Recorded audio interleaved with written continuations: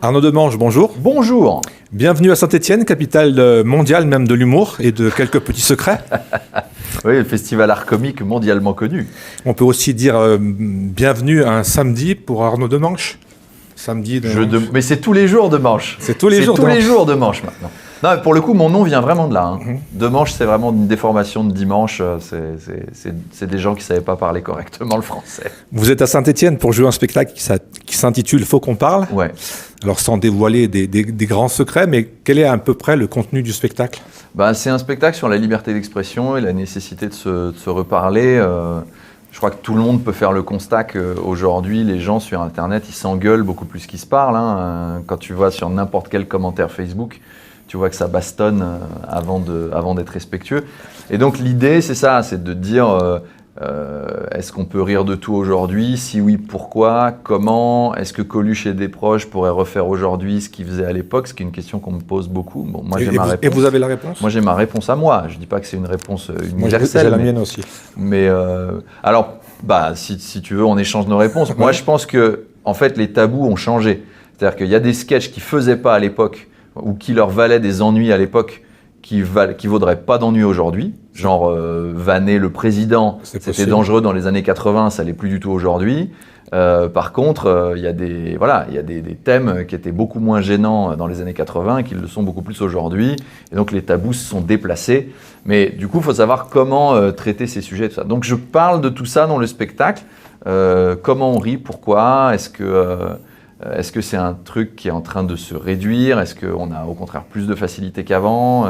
Et comment on fait pour gérer ça dans un monde où tout le monde est persuadé d'avoir raison tout le temps, en particulier sur Internet ? Donc voilà. Mais après, c'est pas une conférence, hein. Ça a l'air très sérieux dit comme ça, mais ça reste un spectacle d'humour. Du coup, est-ce que c'est plus difficile d'être comique en 2024 qu'à l'époque de Desproges et de Coluche dans les années 80 ? En fait, je pense que la vraie différence, c'est que ça demande un courage qui n'est pas placé au même endroit. Encore une fois, dans les années 80, il ne fallait pas avoir peur du pouvoir politique. Maintenant, il ne faut pas avoir peur des réseaux sociaux et des médias. C'est-à-dire qu'avant, on pouvait se prendre un contrôle fiscal, mais les gens qui protestaient, c'était 3 lettres dans Télé 7 jours. Fin de l'histoire. C'est pas faux. Maintenant, la menace du contrôle fiscal, c'est quand même considérablement éloigné parce que ça se saurait et que les gens sont toujours du côté de Guignol. Par contre, vous pouvez vous prendre 10 000 messages d'insultes sur les réseaux sociaux par semaine. Est-ce que ça a une influence, ces messages négatifs sur les réseaux sociaux ? Ça vous influence dans votre écriture, dans votre réflexion, ou alors vous en faites abstraction ? Non, j'en fais abstraction, grosso modo. Après, moi j'ai de la chance, j'ai une communauté autour de mes réseaux sociaux qui est plutôt bienveillante. Donc, j'ai pas eu vraiment de soucis à ce niveau-là avec ma communauté. Après, les réseaux sociaux, dans l'absolu, oui, je peux me retrouver de temps en temps ciblé par des gens qui veulent me taper dessus, mais ça change pas l'écriture à partir du moment où je me dis que c'est du militantisme premier degré et que ça choque pas quelqu'un qui aurait du second degré. Maintenant, si je m'aperçois qu'il y a une vanne qui blesse vraiment pour des raisons légitimes une communauté et que, en mon âme et conscience, avec leurs arguments, je me dis « Ok, ils ont raison », c'est une démarche que je suis très capable de faire. Je ne vais pas m'arc-bouter sur une vanne en disant « Non, je suis un génie et c'est vous qui êtes des cons ». Non. Elle n'est pas bonne, elle part à la poubelle. Voilà, si c'est pas bien et que je m'aperçois que j'ai eu tort de la faire, oui. À ce moment-là, je suis capable de me remettre en question. Que votre spectacle, au fil du temps, il a évolué, il a beaucoup changé. Oui. Mon spectacle a changé, notamment sur sa fin, parce que avant, j'avais une fin, et des amis sont venus me voir en me disant « Là, franchement, on pense que tu as tort de terminer comme ça. On pense que, d'abord, ça ne te grandit pas, ça ne rend pas service à ton message, et ensuite, c'est pas tout à fait juste, donc tu devrais changer ta fin. » Et je les ai écoutés, j'ai changé ma fin, et c'était des amis qui étaient d'un autre bord politique que le mien. Je me suis aperçu qu'ils avaient raison. Et je crois que c'est l'enseignement de ce spectacle, c'est que c'est pas grave d'avoir tort. Non, on peut très bien avoir tort. C'est très intéressant d'avoir tort, justement. C'est intéressant d'avoir tort, de se remettre en question et d'avoir quelqu'un qui vous explique pourquoi vous avez tort. Et c'est comme ça qu'on évolue, c'est comme ça qu'on progresse. On ne peut pas avoir raison tout le temps, il faut admettre que des fois, on s'est trompé. Et sur Internet, les gens ont de plus en plus de difficultés à admettre ce truc qui est un état de fait tout simple. C'est un monde à part, c'est vrai, c'est compliqué les réseaux aujourd'hui. Vous étiez il y a quelques jours, même la semaine dernière, si je ne dis pas de bêtises, vous étiez en spectacle aux États-Unis, vous avez joué évidemment en français, j'imagine. Aujourd'hui, vous jouez à Saint-Étienne, j'imagine que ce n'est pas la même émotion que de jouer à Saint-Étienne, après avoir joué aux États-Unis. Saint-Étienne, moi, c'est une ville qui me parle pour des raisons personnelles. D'abord parce que ce qui a fait décoller ma carrière sur RMC, c'est l'affaire Perdriau. Ensuite... Vous voyez, le contraire, c'est que moi, elle a arrêté ma carrière. On n'a pas eu de chance, hein, on a échangé nos places. Non, moi j'ai été, quand j'étais petit, j'étais supporter des Verts, comme tous les gamins qui aimaient le football. Après, j'ai eu ma période vert aussi en 2004-2005. Parce que c'était une équipe que j'aimais bien, ça jouait bien, etc. Donc c'est une ville à laquelle je suis attaché, donc je suis content d'y revenir. C'est des amis à art comique, enfin voilà, c'est des très bons souvenirs parce que Saint-Étienne, c'est ma première très grosse salle à moi tout seul, c'est ma première 800, donc c'est une ville à laquelle je suis attaché. Après, Los Angeles, je l'ai vécu comme un truc de rêve de gamin pour d'autres raisons. La Love Factory, d'abord je suis le premier Français à y jouer son spectacle en français, je suis le deuxième Français à y jouer tout court. Le lieu est mythique, c'est un lieu qui a vu démarrer Eddie Murphy, Robin Williams, Chris Rock, que des très très grands, plus des gens de stand-up que moi j'adore, dont les noms sont moins connus, mais Bill Burr, Louis C.K., c'est des gens qui sont importants pour moi aussi. Donc aller là-bas, ça vaut les 20 ans de cicatrices d'avant, quoi. Ça vous a donné une fierté. Envie d'écrire en anglais, non ? Ouais, j'adorerais. En fait, j'adorerais ça. Mais je me suis rendu compte que c'était une démarche intellectuelle qui était complètement différente. Puis c'est peut-être pas les mêmes mécanismes de rire et tout ça. Pas du tout. Ils ont un humour qui est pas le même que le nôtre. On peut pas traduire un sketch français en anglais et espérer que ça fonctionne. Ça marchera pas comme ça. Ça marche déjà pas pour un livre, alors. Ouais, mais c'est très étrange. En fait, il y a une faut penser en anglais, quoi. Faut réfléchir en anglais, à la rythmique de la phrase en anglais. Ce dont on se rend pas forcément compte, c'est qu'un humoriste, c'est un musicien. Il y a la partition. C'est ça. Il y a la musicalité de la phrase et le rythme de la phrase qui fait 70% du rire. L'idée, c'est 30%. 70%, c'est la musique. Et donc, pour écrire bien en anglais, il faut que la musique, elle soit travaillée. Et là, on se rend pas forcément compte quand on va voir un humoriste, mais il y a des passages qui sont quasi chantés pour certains. Justement, vous parlez du phrasé. Moi, je suis toujours, je ne vais pas dire le mot fan, mais je suis ébloui le matin quand je vous écoute. Vous allez à une vitesse, sans jamais buter sur les mots. Vous avez une technique, comment vous faites ? Alors, sans jamais buter sur les mots, ça arrive de temps en temps. Ça dépend de mon état de fatigue. Ça arrive de temps en temps, mais c'est impressionnant le débit et il n'y a jamais un mot qui accroche, quoi. En fait, on se met dans un état un peu second quand on fait ça parce qu'on sait que voilà, on est à l'antenne, les gens écoutent, il ne faut pas se planter. Donc c'est une drogue au café, un truc comme ça. Non, mais il y a un truc dans le cerveau qui se déclenche. Un tunnel. Mais un peu comme sur scène, on n'est jamais malade. Ouais. Sur scène, vous pouvez arriver sur scène avec 42 fièvres. Quand vous êtes sur scène, vous n'êtes pas malade. Le cerveau fait un truc un peu magique, mais qui est commun à tous les artistes. Moi, j'ai un copain qui s'est cassé le pied avant de monter sur scène. Il n'a pas eu mal. Le rideau tombe et on entend « Ah !» Et on appelle ça l'adrénaline, non ? Ouais, c'est l'adrénaline. Nous, on appelle ça la santé scénique. Je ne sais pas si c'est un mot qui est employé par d'autres comédiens, mais avec mes potes, on appelle ça comme ça. Mais ouais, il y a un espèce de truc où le cerveau se met en mode survie et l'adrénaline fait que on bute pas sur les mots et on bute beaucoup moins sur les mots que pendant cette interview. Moi, j'ai lu que vous avez été longtemps auteur, Nicolas Conteloup. Ouais. Et à l'arrivée, ça vous aide beaucoup pour faire vos spectacles, cet entraînement à la base ? Ça m'aide beaucoup pour les chroniques, en tout cas. Parce que quand vous écrivez 12 ans pour de la matinale en quotidienne, quand on vous confie la vôtre, c'est sûr que le muscle c'est quand même développé et que vous partez pas de zéro. Je suis très content d'avoir eu cette expérience-là. Et en plus, je l'ai eu avec un entourage qui était brillant. Nicolas est un mec brillant. Laurent Vassilian et Philippe Cavrivière, avec qui j'ai eu la chance de coécrire, mais c'est même pas coécrire, moi j'étais numéro 3, donc ils m'ont appris beaucoup de ficelles du métier, etc. Et aussi produit par un mec qui est brillant, qui est Jean-Marc Dumontet. Donc j'étais entouré d'une équipe de gens qui m'étaient tous intellectuellement supérieurs et j'ai aucun mal à le dire. Et ça m'a appris énormément de choses. Et pendant 12 ans, j'ai fréquenté des gens qui m'ont tiré vers le haut et qui font qu'aujourd'hui, sur RMC, j'y vais en étant rassuré de ce que je suis capable de sortir. Et là, l'inspiration, elle vient d'où? C'est l'actualité? C'est votre humeur? C'est quoi? Alors l'actualité, c'est une source d'inspiration qui est géniale parce qu'elle se tarit jamais, elle change tout le temps. Donc si vous en avez marre d'un sujet, de toute façon, il y en a un autre qui arrive le lendemain. Après, il y a des périodes où vous parlez 2 mois et demi du même truc. Quand il y a une grève SNCF qui se prolonge pendant 2 mois, c'est 2 mois de grève, 2 mois de vannes sur les trains. On tourne un peu en rond à la fin.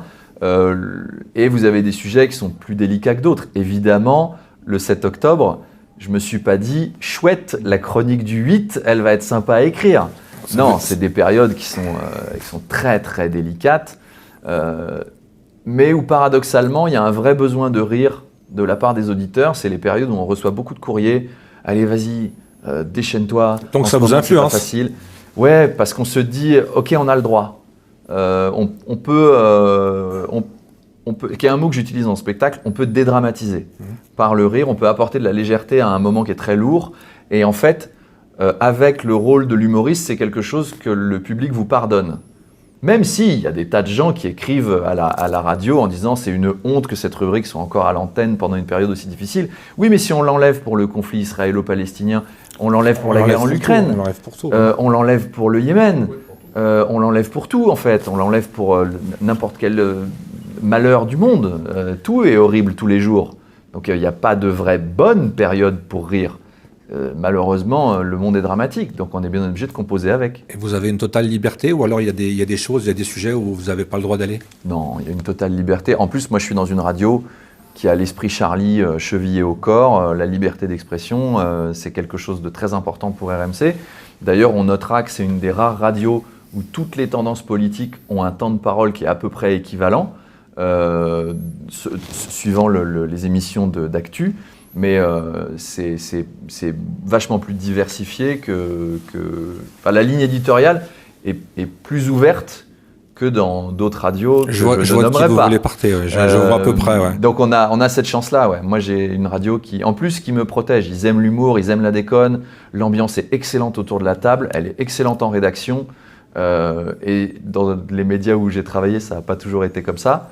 Donc non, je suis dans un média qui déjà me garantit de me protéger si jamais moi j'ai un dérapage. Et vous avez été menacé?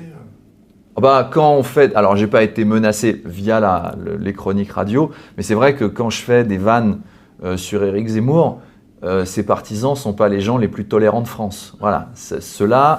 En général, quand vous avez une bio Twitter avec un drapeau français et une fleur de lys, vous savez que ceux-là, ils sont compliqués.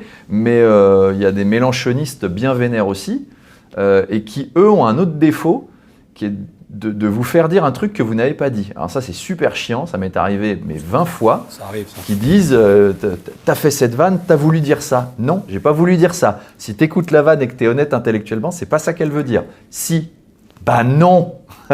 Sois honnête, merde. Ça veut dire que quand vous arrivez en plateau avec votre feuille, il y a quelqu'un qui l'a relu ou personne ne l'a lu? C'est vraiment sans filet. Je la fais relire au rédacteur en chef pour qu'on soit d'accord sur le factuel.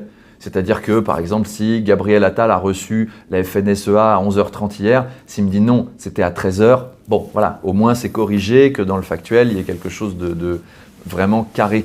Et le ping-pong avec Apolline, admettons, c'est quand même prévu avant, non? Alors, Apolline a ses relances pour savoir quand on change de sujet. Donc les relances, elles sont écrites, mais les relances, elles sont neutres. Par contre, ça lui arrive de déconner et d'intervenir pendant la chronique. Ça, c'est pas prévu. Donc moi, je rebondis là-dessus. Mais Manu Le Chypre fait pareil, Charles fait pareil, Amélie Rosic fait pareil. Et de temps en temps, on a des échanges spontanés comme ça, parce que justement, ils se sentent à l'aise pour intervenir dans la chronique. Puis on s'amuse autour de cette table. On est arrivé après une chronique que vous fassiez engueuler un petit peu, non? J'en sais rien. Non, mais je veux dire par l'équipe. Par l'équipe, non, par l'équipe jamais. Nous, on est potes, on s'entend très bien entre nous. Et si quelqu'un a protesté dans les hautes sphères ou parmi les clients pub, j'en sais rien. C'est ce que vous nous disiez tout à l'heure, vous êtes protégé. Je suis protégé par la radio. Vous êtes dans un bocal, en gros. En fait, mais c'est assez logique, hein. On ne fait pas venir un humoriste pour le brider. Donc, ils ont dit, on veut un humoriste, ils laissent carte blanche à l'humoriste, et c'est génial. Non, mais c'est sûr que ça doit être très plaisant. Quels sont les sujets majeurs qui vous plaisent, que vous aimez mettre en avant? Moi, j'aime bien, quand je fais de la chronique, ce qui est toujours marrant, c'est la politique politicienne. C'est un tel a dit une petite phrase et les autres protestent, parce que ça, c'est un théâtre, donc c'est très facile à écrire en déconnant. Après, en fait, c'est étrange à dire, mais les sujets dramatiques, j'aime bien les traiter, parce que d'abord, je sais que ça fait du bien aux gens.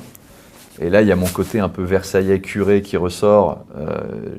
Je reçois des messages tous les jours de gens qui me disent l'actu est tellement horrible, fais-nous rire.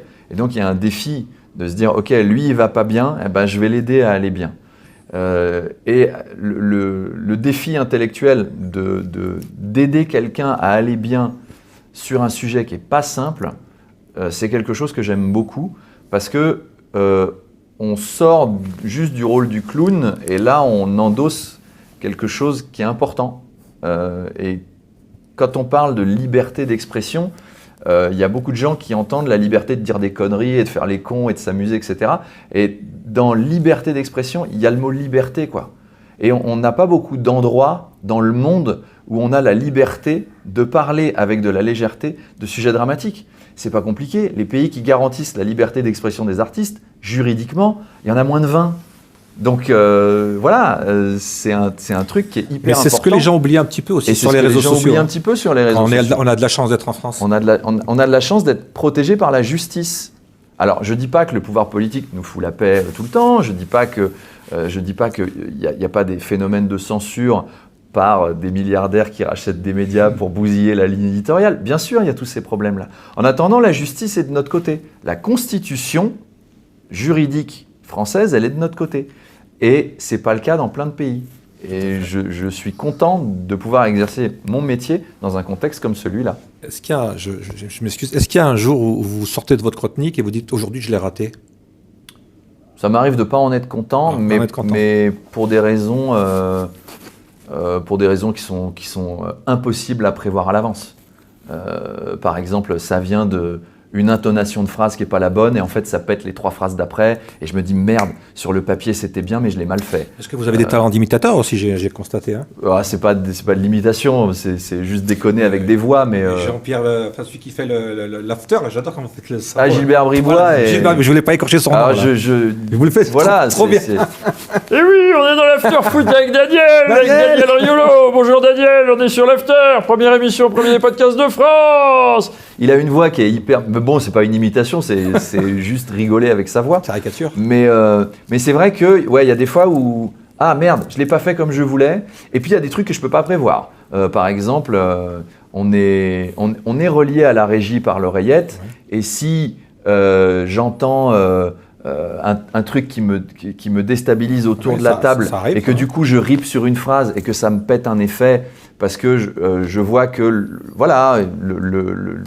l'émission suit son cours en parallèle, je peux mal faire un truc, je suis déçu de moi et je me dis merde, la chronique était moins bien que ce qu'elle aurait dû être. L'année dernière, on avait vu une superbe soirée, Cuir et Moustache, avec un 10 minutes spécial Saint-Étienne. Ouais. Ce soir, la même chose? Non, ce soir, on ne refait pas tout un truc cuir moustache, mais je vais parler un tout petit peu de Gaël Perdriau quand même. Un petit peu, petit peu, mais léger. Vous avez des infos? J'en ai fait beaucoup l'année dernière. J'ai des infos, je reste connecté sur ce qui se passe ici. Parce qu'il n'arrête jamais, hein. C'est un calendrier de l'Avent, Gaël Perdriau. Tu ouvres une fenêtre, il y a toujours un nouveau truc. C'est la dernière sur le complot maçonnique? Là, moi, le dernier truc qui m'a fait halluciner, je crois que c'est la tentative de chantage avec l'ancien maire. Ah, monsieur Thiolière. La jeune fille. La jeune de 16 ans, mais il est... C'est là où j'ai compris que j'étais pas important, parce que moi j'ai jamais eu de jeune fille qu'on m'a mis dans les pattes. Mis dans les pattes. Moi on me les retire, on me les retire. Non, mais c'est incroyable qu'il reste, lui. C'est incroyable. Parce que... il faut laisser faire la justice. On peut aussi dire qu'il est... il sera peut-être innocent à la fin. Il y a des partis politiques qui ont débranché des gars pour moins que ça. C'est ça que je veux te dire. C'est là que je comprends pas. C'est que... L'époque... c'est vrai qu'il s'est fait lourder. L'époque est très compliquée. Pour terminer, parce qu'on va vous laisser vous préparer pour le spectacle, moi j'ai une dernière question qui a par rapport au réseau. Vous êtes arrivé sur une page sur Facebook qui s'appelle Saint-Étienne avec le cœur. Et moi j'avais envie de savoir comment vous étiez arrivé sur cette page et qu'est-ce que vous en pensez finalement, puisque c'est la mienne. Parce que je me renseigne sur Saint-Étienne, je me renseigne toujours sur les lieux où je vais, je vois quelle est l'activité de la ville. Et je cherche à savoir quel est l'état d'esprit de la communauté, des habitants, des gens, qu'est-ce qu'ils aiment bien, qu'est-ce qui est mis en valeur, et comment les gens du coin manifestent leur amour à leur ville. Et je vois que vous aimez votre ville. Mais il y a 10 ans, j'ai commencé à mettre des vieilles photos juste pour le plaisir. Et je me rends compte aujourd'hui sur les réseaux que toutes les villes font ça presque maintenant. C'est devenu une mode, j'ai l'impression. Mais on est vraiment dans le retour en arrière. On est tous nostalgiques. La nostalgie, c'est un des sentiments les plus puissants qui existent. Et c'est normal d'aimer l'endroit d'où on vient. Moi, en ce moment, j'ai un peu cette bouffée-là parce que ça fait longtemps que je ne suis pas revenu dans le coin où j'ai fait mon lycée, mon collège et tout. Et c'est vrai que là, j'ai 40 balais et mes 18 ans me manquent. Donc là, en ce moment, je suis sur le site de mon ancien lycée pour essayer de reconnaître des lieux. Oui, on est tous un peu comme ça. Et puis c'est amusant de voir la différence des lieux avec de voir comment ça a changé. Mais votre page mérite un gros big up. Voilà. Ça, c'est super sympa. On va vous souhaiter un bon spectacle. Merci beaucoup. Et puis, moi, je voulais juste vous dire déjà merci. Et puis, attention à vous, parce que je vais venir vous faire de la concurrence sur Paris. Je suis invité par un site parisien pour faire des interviews sur Paris. Donc, je vais normalement aller régulièrement sur Paris. Donc, bon challenge. Tant que vous ne faites pas des chroniques humoristiques à l'intérieur, on ne va pas trop se marcher sur les pieds. J'ai pas votre talent et moi, je bute sur un mot sur deux. Donc, chacun son job. Merci beaucoup, Arnaud Devanche. Merci à vous. À bientôt. Au revoir. Merci. C'est bon, on est parti. Arnaud Devanche, bonjour. Je regarde où, pardon? Alors on recommence. Moi je vous filme ici, donc on vous filme par là, vous regardez où vous voulez. Où vous voulez. Ok, donc je vais te regarder toi. Allez. Plus simple.